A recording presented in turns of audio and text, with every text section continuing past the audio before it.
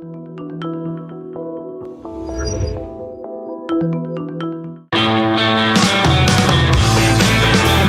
is the Gerry Callahan Show.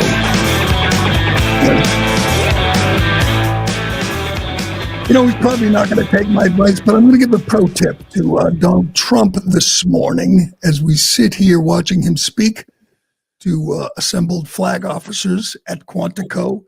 Never follow Pete Hegseth, Donald. Never follow your Secretary of War, who showed up at 8 a.m. this morning by chopper at Quantico to address hundreds of officers whom he called in from around the globe, and he gave one of the greatest speeches I have ever heard.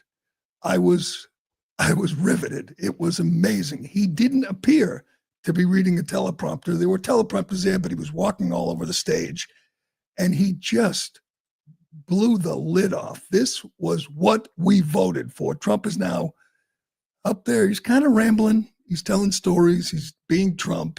He's pretty low key. And it's just not the same. Hegseth was on top of his game. I say this all the time. One thing Trump deserves great credit for is assembling a team of great communicators. Obviously, they're all MAGA. They're all patriots. But man, can they give a speech. I know I've said this before after Rubio or RFK or Vance or Tulsi. I mean, they're all good at this. But Hegseth might be the best. You know what? I'm just going to assume he stopped drinking, because I don't think a guy who's still drinking could do that at 8 a.m. But it is exactly what I wanted to hear. He just unloaded on his predecessor, unloaded on the whole DEI culture, and promised there'll be no more DEI in the military. He said there'll be no more different standards for different genders or races. He said there'll be no more beards. He told everybody, shave your beards. You're going to look good. You're going to be fit.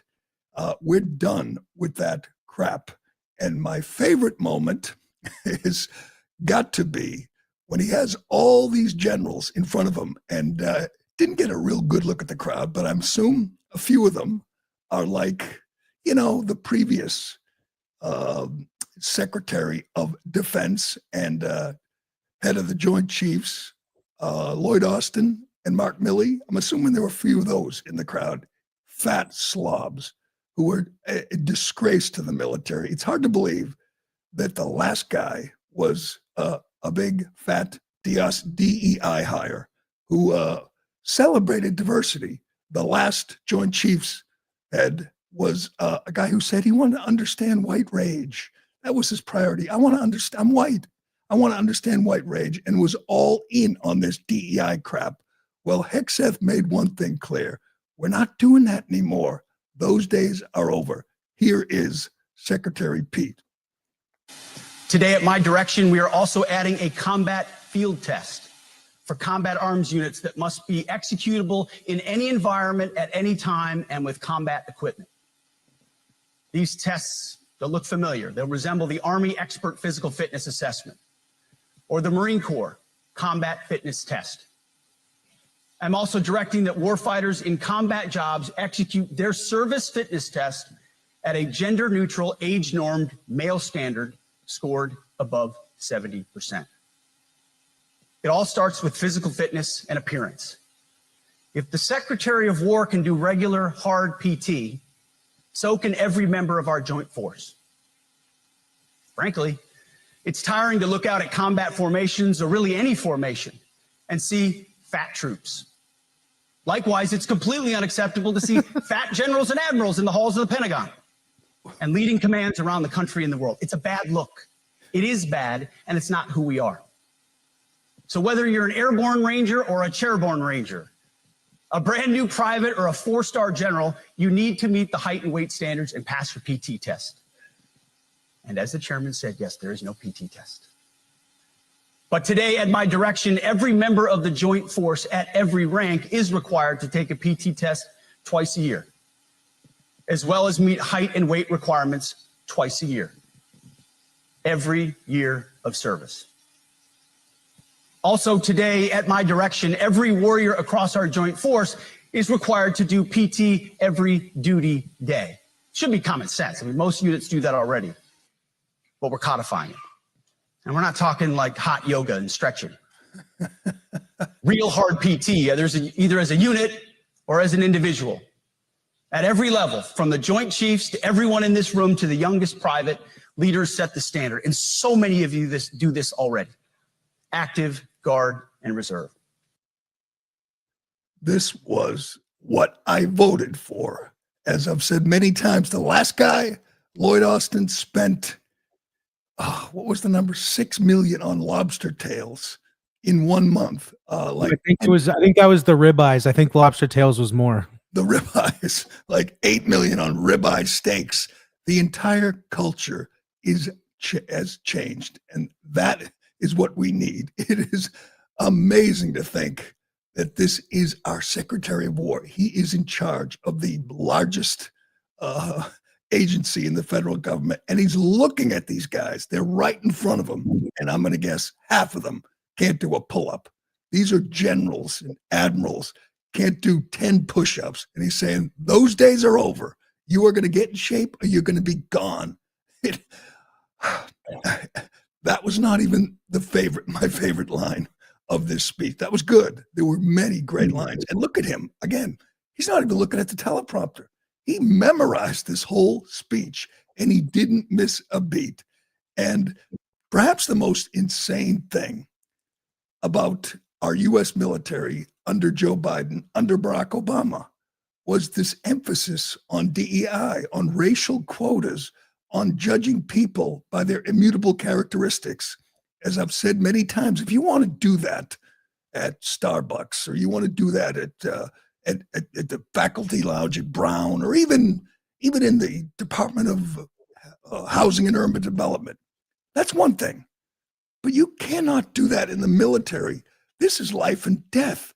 This should go without saying. The idea that DEI was an emphasis in our U.S. military is absolute madness. We tolerated it for years. We knew people were being promoted based on race or gender, and we just accepted it. It was just the way it was. And we often wondered, will we ever return to the days where you're judged on merit, where we picked the best of the best to defend us, to fight and die for this country? Yes, there are the numbers. 6 million on lobster tails, 16 million on ribeye steaks in 1 month. That's what the last Pentagon did. This Pentagon is making you get in shape. They're either get in shape or get lost. That is the deal under Pete Hegseth. But he doesn't even couch this. He doesn't even, there's no nuance. There will be no more promotions, hirings. There'll be no more assignments based on what color you are, what gender you are, what your politics. It is strictly on merit. It is hard to believe we need a Secretary of War to say that, to say we're going to pick the best soldiers to lead us into combat. But he did it, and it was glorious. Get me the clip on dudes in dresses. God, I love this. Good. This administration has done a great deal from day one to remove the social justice, politically correct, and toxic ideological garbage that had infected our department, to rip out the politics. No more identity months, DEI offices, dudes in dresses. No more climate change worship. No more division, distraction, or gender delusions. No more debris. As I've said before, and will say again, we are done with that shit. Oh, shoot this in my veins. I hate that expression, but that's how I feel. That is just spectacular. No more dudes in dresses. Do you know that under Joe Biden, we had dudes in dresses? They were officers. They were giving orders. You could not You could not serve in a combat unit if you had a peanut allergy. You could not serve if you had ADHD and you were on medication. These were standards. But you could be a mentally ill man who grew out his hair and put on lipstick and wore a skirt.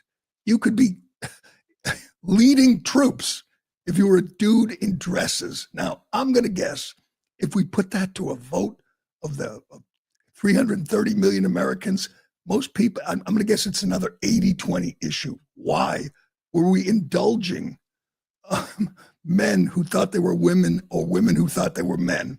Not only were we indulging them, promoting them, we were paying for their treatments, for their hormones and their testosterone and their surgeries. That's what the U.S. military was doing just a couple of years ago. And it's over.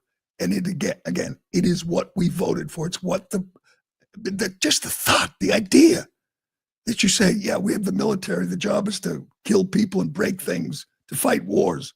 But we really want to celebrate diversity. We really want to be inclusive. We need equity. Get the last Secretary of War or Defense. And just as a reminder of what we were living through under the Joe Biden administration and Barack Obama administration, this was the last guy before Pete Hegseth. And don't forget, Democrats, he was the one guy they wanted to stop more than any other. They hate Pete Hegseth. He was on Fox News. He had scary tattoos. He liked to drink when he got home from combat, like lots of guys who were in combat. But they failed. He was confirmed, and now he is kicking ass, and they hate it. Here's who the Democrats put in that position. Here's who was leading our forces just a couple of years ago. Lloyd Austin, go ahead. I'm honored to be, the first African-American Secretary of Defense, the 28th Secretary of Defense. But I really don't want to be the last African-American Secretary of Defense. And now, 74 years after President Harry Truman signed the executive order desegregating the U.S. Armed Forces, Austin wants to make sure that he makes the military be as inclusive as possible. And I equate diversity being to being invited to the dance. Inclusion is actually being asked to dance. So just because you're a diverse organization doesn't mean that you're actually inclusive. Doesn't mean that people feel that they're a part of the organization, that they're welcome. And so one of my goals is to make sure that we have that environment that's not only diverse in the ranks, but diverse in the leadership and inclusive as well. According to that was your Secretary of War saying his priority is how you feel. Do you feel included? Does it feel inclusive and equitable? Man, we lived through this madness. We are lucky we didn't lose a war, lose many, many men under that clown. And if you didn't understand him clearly, it's because he was wearing a mask. What can you imagine Pete Hegseth showing up with an N95 mask? God, what an upgrade. What an incredible upgrade. Here's Pete on the same topic, diversity in our ranks. Go ahead. But in many ways, it's not their fault. It's not your fault. As foolish and reckless as the woke department was, those officers were following elected political leadership. An entire generation of generals and admirals were told that they must parrot the insane fallacy that, quote, our diversity is our strength. Of course, we know our unity is our strength. They had to put out dizzying DEI and LGBTQI plus statements. They were told females and males are the same thing, or that males who think they're females is totally normal. They were told that we need a green fleet and electric tanks. They were told to kick out Americans who refuse an emergency vaccine. They followed civilian policies set by foolish and reckless political leaders.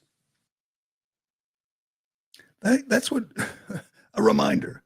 The Biden administration, Lloyd Austin kicked out Navy SEALs, like 28-year-old badasses who didn't want the vax because they didn't need the vax. They didn't get it. They kicked them out. and they promoted dudes in dresses. That's what we were risking under the last administration. China must have been laughing. We had a department in the Pentagon that was concerned with climate change. I don't know how we got to that point, but thank God we turned back, and we are back to lethality. Now you know when you see a general, whatever color he is, whatever race, sex, gender, you know they made it on merit. You know they are the best we got. Not like we had it a couple of years ago. We wondered, why was that person promoted? Maybe it's an LGBTQ candidate who was advanced through the ranks because the department was celebrating diversity and equity. It is just so good to see this over and done with. You can play these games in some other place, in some other department. You can't do it to our U.S. military. The people we the people we promote, the people who lead, have to be focused like no other place, no other department, on killing the enemy, on winning wars, on defending the country. The last thing it should be is a place where we practice social engineering and emphasize DEI. Oh, I can't tell you how good this was. Here's more from Pete. You are different. We fight not because we hate what's in front of us. We fight because we love what's behind us. You see, the Ivy League faculty lounges will never understand us, and that's okay, because they could never do what you do. The media will mischaracterize us, and that's okay, because deep down they know the reason they can do what they do is you. In this profession, you feel comfortable inside the violence so that our citizens can live peacefully. Lethality is our calling card, and victory our only acceptable end state. It was, again, watch the whole thing. 45 minutes. No, I don't think, no teleprompter, just winging it, walking back and forth. He is so good at this. I'm so glad Trump got him through. Once again, more evidence of the difference between Trump 1 and Trump 2. Trump 1, he surrounded himself with bad people, disloyal people, including his generals. That has changed. This is a guy who's on the same page with Trump, and unfortunately for Trump, just killed it this morning. And Trump followed with not his best speech, I will admit, but Pete Hegseth was great. Now, you know what? Recruiting is through the roof. People didn't want to join a military that emphasized DEI and climate change and feelings. They know the people we want in the military are people like Pete, young guys like Pete who are going in for the right reasons. Our military is going to be so much stronger. It's hard to believe. A couple of years ago, they were talking about electric tanks because of climate change in the military. Well, I don't know how we got to that point, but thank God we are turning back. We are emphasizing the right things like physical fitness. He's demanding everybody except special forces shave, no more beards. And I can't wait for the media. They're already killing him for saying that they're going to emphasize grooming. Yes, grooming. They're going to make everybody shave and do a pull-up and a couple of push-ups. That should go without saying. That's again the Trump agenda. Common sense. This is common sense. Hopefully, we will never see a clown like Lloyd Austin or a slob like Mark Milley leading our military. This guy is just great. And by the way, he's pretty fit. He's a badass. He can do it. He can do all the push-ups and pull-ups required of privates and corporals and sergeants. I'm not sure those generals who are in the room today could do it. And if they can't, they're gone. They can go work for Raytheon like Lloyd Austin did. They could go, work at a think tank, but they can't lead men in the U.S. military. God, I can't tell you fun that was watching this morning. All right, we got a lot to get to on this Tuesday. You know, we're going to get to Don Lemon and Joy Reid, but I want to do this guy because I said when I watched the Charlie Kirk funeral, it wasn't a funeral, it was a revival in Phoenix a couple of weeks ago, and we talked about Erica Kirk, his widow, and how she was amazing, and she is a good Christian woman who practices forgiveness and forgave Tyler Robinson, that monster who shot her husband and killed him. It was perhaps the highlight of the whole event. And I just said I couldn't do that. I don't think I could ever do that. I couldn't have that kind of grace, that kind of composure. I would not be able to forgive ever. I admit I'm just not as magnanimous as Erica Kirk. You know what I would be like? I would be like this man. His name is Steve Federico. Steve Federico was the father of 22-year-old Logan Federico. Logan was murdered a few months ago in South Carolina by a monster who broke into the home she was visiting in the middle of the night and got her out of bed, put her on her knees, shot her in the head, killed her. The guy who did it, his name is Alex Dickey, had been arrested 39 times, 25 felonies. In 15 years, he spent a total of 600 days in jail. Democrat policies killed Logan Federico. No cash bail, bleeding heart judges just kept putting this monster on the street. And the result of that inevitably was he killed someone. He killed a beautiful 22-year-old woman, and her father's not sitting there forgiving Alex Dickey. He's enraged, and he should be. Their policies, Democrat policies in North Carolina and South Carolina. This was in Charlotte. It was a House subcommittee meeting and speaking to family members of victims of violent crime that was caused by Democrat policies. If this doesn't wake you up, nothing will. Obviously, we talked about Irina, the Ukrainian refugee whose throat was slashed essentially on the subway. And we'll get to the Congresswoman who got the two victims confused because victims don't matter to Democrats. I don't know how many times we have to go over this. Democrats will watch this and they will think, oh, we need mental health care for Alex Dickey. We should have done something to help him. No, he should have been put in prison and left there because he was a danger, because that's what real compassion is. Putting really bad people in prison and leaving them there to protect the innocent people like Logan Federico. Here's her dad, and this should be viral. Everybody should watch this, listen to this. This is the kind of anger we should all have when we see murders like this, crime like this, that was 100% preventable. Check this out. Dead. Gone. Why? Because Alexander Devontae Dickey, who was arrested 39 goddamn times, 25 felonies, was on the street. How about that? How good are we doing for our family? How good are you doing for your kids? He should have been in jail for over 140 years for all the crimes he committed. You know how much time he spent in prison? A little over 600 days in 10 years. He's only 30 years old. He was committing 2.65 crimes a year since he was 15 years old, but nobody could figure out that he couldn't be rehabilitated. Well, you'd have to put him in prison to see if he could be rehabilitated. Isn't that the idea of prison?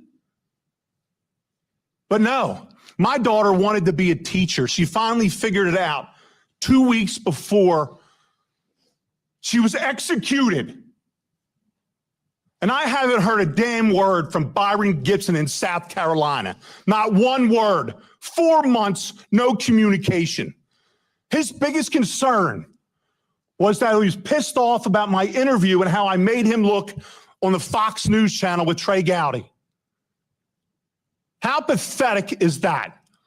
That we're letting our 22-year-old kid visiting friends. It's all she ever wanted to do was visit friends. And she literally was executed while on her knees, begging for her life. This was spectacular. 5 minutes long. Again, you got to watch the whole thing. He was so good. He was so enraged. When are we going to listen? I know that too many judges, too many DAs are woke. There's many Soros DAs who look at someone like Alexander Dickey, who has 39 mugshots at the age of 30, and say he can't be on the streets. He cannot be out there. It is a danger to the community. Why would you even look at him as a human being? He was a feral animal who belonged in a cage.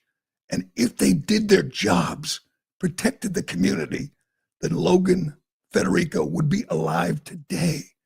Here's a great example of a Democrat with phony compassion, with phony empathy at this hearing. This is a congresswoman who doesn't even know which beautiful, blonde, young woman who was murdered by someone who shouldn't have been on the street, doesn't even know which one is which, right in front of the family members. Watch this. Long before this hearing, particularly. My daughter. This isn't Irina. Oh, I'm sorry. This is my daughter. I am so sorry. Okay? I am so sorry. This is Logan Federico. Thank you so much for bringing that. Thank you. Thank you, sir. I am so sorry for you. She was before Irina. I am 4 months before. I'm so sorry for your loss, and my heart goes out to you. My heart goes out to you. How dare you not know her?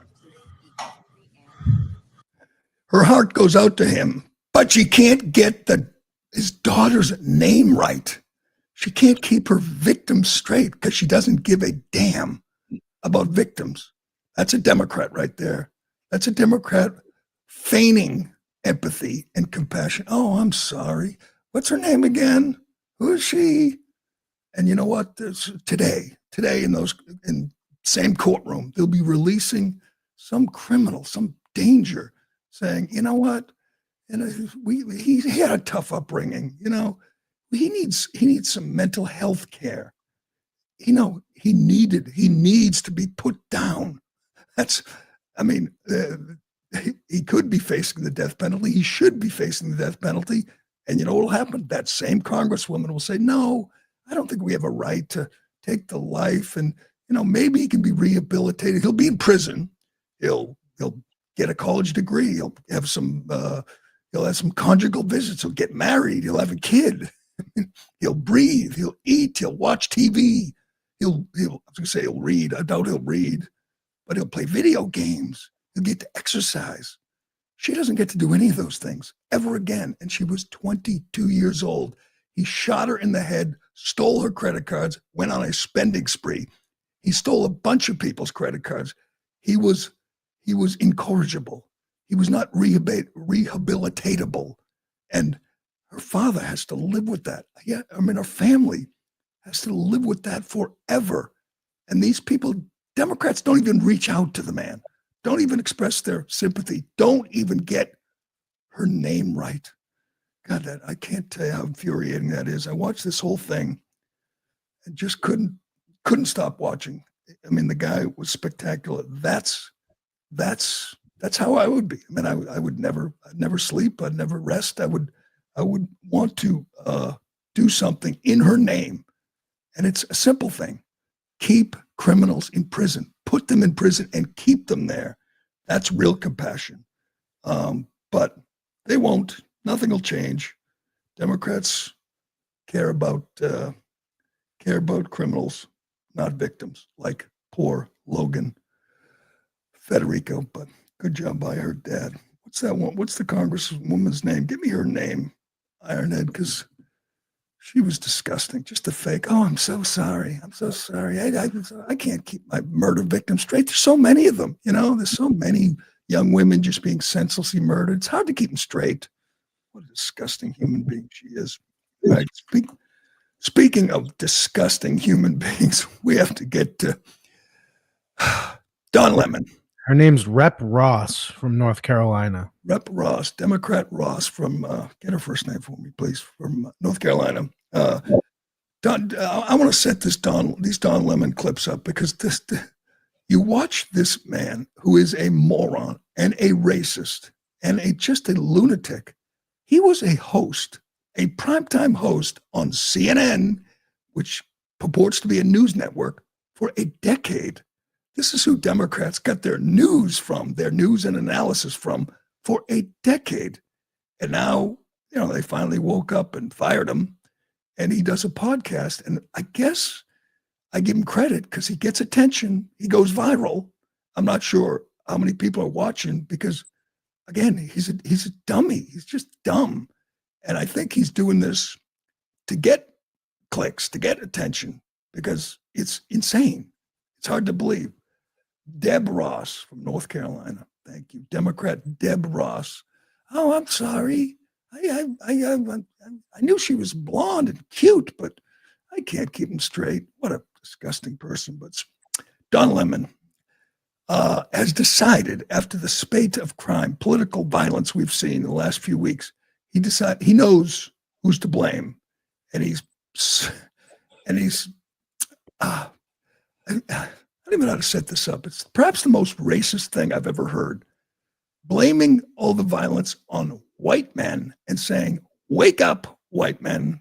I don't know if you ever heard Daniel Carver. He was a KKK guy who would go on Howard Stern, and it would be funny. It'd be crazy, of course, back when Stern was good. And he'd have the Klan guy on, and he would say over and over again, "Wake up, white people." And it was, he was a Klansman, but it was funny, and Howard, and they would make fun of him. This guy is saying that out loud, and he means it. He's saying, there's something wrong with you if you are white. And he lies and says the problem, the crime problem, the violence problem in the country, it's all because of white people. Listen to this. Wake up, white men. What the fuck is wrong with you? But you're too dumb to even realize that because you're lazy and sitting in front of a computer or a phone and you're just eating it up. Oh, my God, look at what they're doing. All of a sudden, my heritage is going to be over, that I want to live in a country where their white kids go to white schools and white people marry each other. What is wrong with that? I want to grow up in the country that my great-grandfather grew up in. That country doesn't exist anymore, asshole. White men are broken. White men are dumb. Can you, it goes without saying, but can you imagine saying that? Any white guy saying black men are broken, or whatever, Hispanic men, Asian men are broken and dumb? And besides the fact that black men are much more violent than white men or any other demographic. They're 6% of the population, commit almost 50% of the murders. So he's not only just wildly racist, but he's wrong and he's hypocritical, as many, many people have pointed out. His husband is a white man. He's married to a dumb, broken, violent white man. I guess you got to give him some slack because he is so stupid. He doesn't even realize what he's saying. Do we have more from this? Men who look like you, men who vote like you, and men who sound like you. White men, something is broken. Something is cracked deep inside when so many of you believe the answer to fear, to loss, to change is violence. Are you listening to me? I hope I'm saying it loud enough for the people in the back.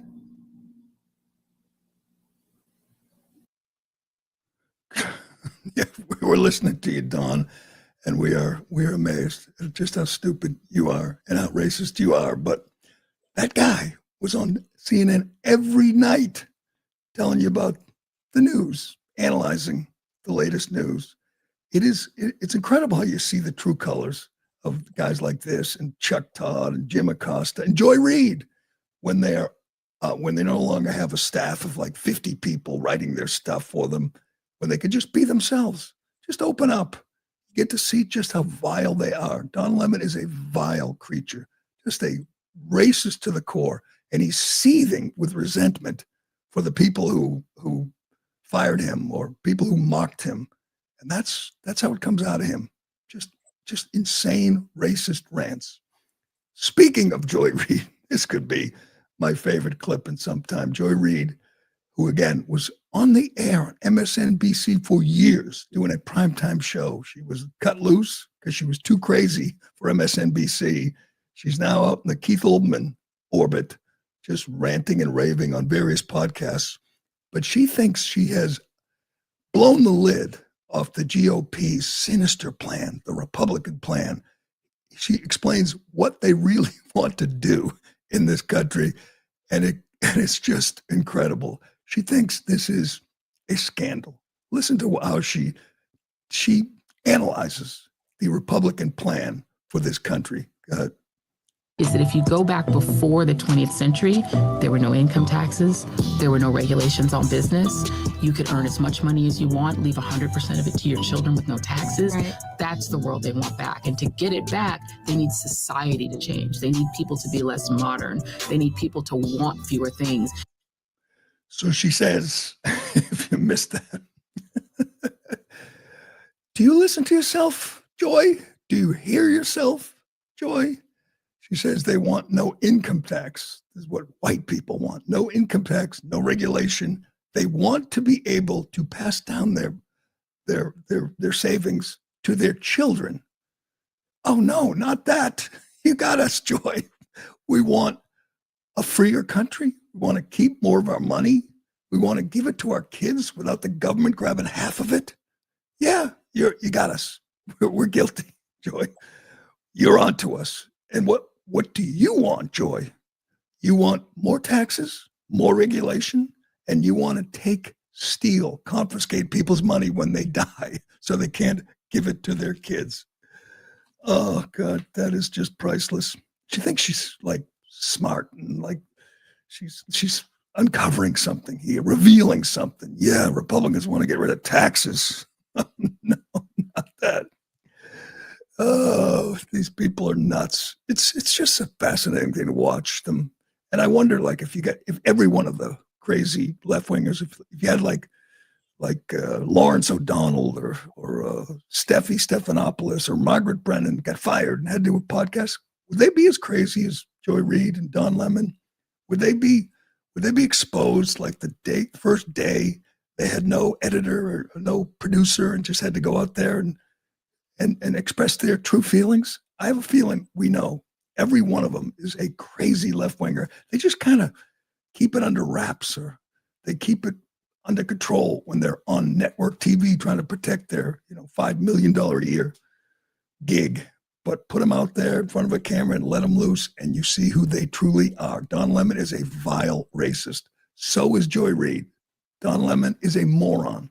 Joy Reid's not a moron. She's just a complete lunatic. But I don't want to do this. Time to do this Dearborn, Michigan story update. We told you last week about the guy, a local minister in Dearborn, Michigan. We played you the sound where he stood up at a city council meeting and complained because the city is planning to name a street after a Hezbollah supporter, a journalist, alleged journalist who supported Hezbollah, which has killed many, many Americans, which blew up the Marine barracks in 1983, killing 241 Marines and service members. That's not good. You shouldn't name streets after Hezbollah supporters in the middle of America. The mayor, a Muslim, told him he's not welcome in his own city, that if he moves, the mayor would throw a parade. He berated him, and he refused to apologize when the story went viral. Well, here's an update. Another Dearborn resident who stands up before the city council and said, you know what's really a problem?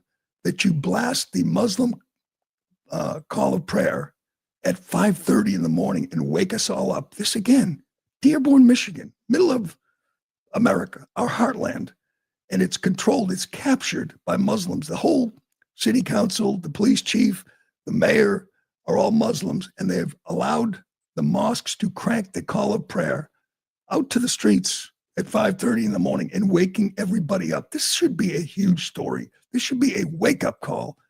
You don't, and it violates the city ordinance, but the city, again, is run by Muslims who want this, and the hell with the local residents. Here's a local woman complaining about the noise. But the mosques in East Dearborn are now at times waking us up at 5:30 in the morning with the call to prayer. This is Dearborn resident Andrea Unger at last night's city council meeting stating that mosques using outdoor loudspeakers for their call to prayer should not be allowed, and says she believes it's not supposed to be allowed per city ordinance. The noise complaints have been made out and the police have made numerous visits. What is the next step? There was some question whether or not any outdoor loudspeakers are allowed, something that was not clarified, only that more evidence is being gathered. But CBS Detroit did examine Dearborn's noise ordinance and found that loudspeakers between the hours of 10 p.m. and 7 a.m. are in violation of the ordinance. They're in violation of the ordinance, and they don't care. They're not going to stop. It is not about assimilation if you haven't figured that out yet. This is the goal of many communities. We've seen communities that have been captured during the Biden administration that were overrun, like Springfield, Ohio, or Lewiston, Maine, overrun by immigrants who have no desire to assimilate. They want to control these communities. And Dearborn is ground zero for this. And it should be a wake-up call to New York City voters.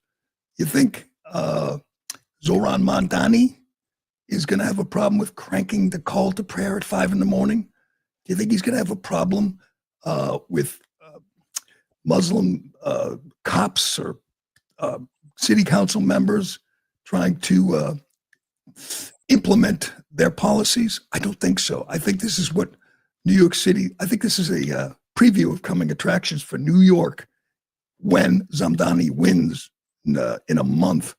But here's a remarkable clip from the police chief. The police chief of Dearborn, Michigan, is a guy named Isa Shaheen. He is a Muslim, and he's been on the force for years. He became police chief a couple of years ago. Here he is bragging about how the Muslim community has kind of taken over the police department in an American city in the middle of the Midwest. Go ahead. In the department, Dearborn's Arab American population was nearly 50%. Yet less than 3% of our police. Now a department that reflects and embraces the community it serves, with 45% of our officers being Arab American. Alhamdulillah. Alhamdulillah. I'm proud to serve as your chief of police. Alhamdulillah. Alhamdulillah is a Muslim cult. It means praise be to God. I had to look that up, didn't know it. But on a cop in uniform at an official press conference saying praise be to God in Arabic and bragging that almost half the police department is now Arab or Muslim. And you have to ask, why is that a good thing? If they had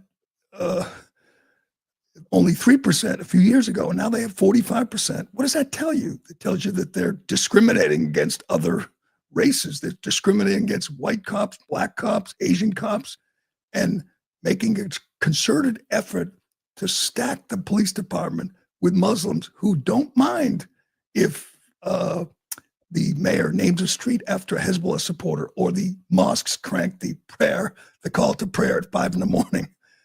That city is captured, and that is going to happen in many, many other cities. That is the goal. You can find it. You can see Muslim leaders saying the quiet part out loud that they want to take over these institutions. They want to discriminate against white guys or black guys who want to become cops. No, they clearly had an affirmative action program where they made an effort to hire Arabs and discriminate against others. They did that in an American city, and they're proud of it. And they say, alhamdulillah, alhamdulillah. and they say, you're not welcome here, to people who've lived there their whole lives, that they will celebrate when you move out. That should be a much, much bigger story and a warning, a wake-up call to all of us. But it won't be. It's like same with Western Europe, same with the UK and France and Sweden. Everyone in power is too afraid to say anything about it, because then you become Islamophobic or racist or bigoted. That's what the mayor called the minister who said, I don't want to name a street after a Hezbollah guy. And he said, you are an Islamophobe. You are a bigot. We don't want you in our town. In your town? Not your town. It's America. But it's happening, and people had better pay attention. But all right, that will do it for today. Again, recommend, if you have time, watch Hegseth's entire speech. It is spectacular. And watch Steve Federico's entire 5-minute rant in front of this House subcommittee. It was just glorious. I can't tell you how good it was, how powerful it was. This is what Democrat policies have wrought. Grieving families, because they will not lock up criminals. And there'll probably be another grieving father today somewhere, another victim of these soft on-crime policies. But that will do it. Thanks for watching. Thanks for listening. I'm Gerry Callahan. This is The Callahan Show, and we will do it again tomorrow. Of the light that is in each of us, even in these moments of darkness, especially in these moments of darkness, we have to remember nobody gives us our light. It's ours. So let's see it in ourselves. Let's see it in each other. It may be a little flicker right now because they're certainly trying to dim it, but don't let them extinguish our light, right?